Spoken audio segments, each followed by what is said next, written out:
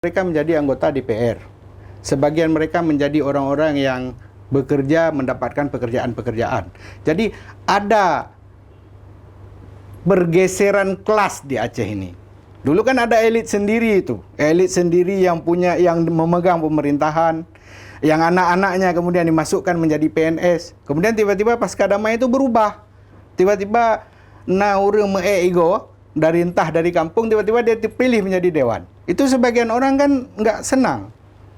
Jadi saya tidak setuju bahwa nikmat damai itu hanya dinikmati oleh GAM saja, dinikmati oleh elit GAM. Tidak ada. Hari ini contohnya di pemerintahan Aceh, ketika tidak ada lagi Gubernur Irwandi Yusuf, nggak ada lagi Gubernur Zaini Abdullah. Pemerintahan itu ada GAM nggak di dalamnya?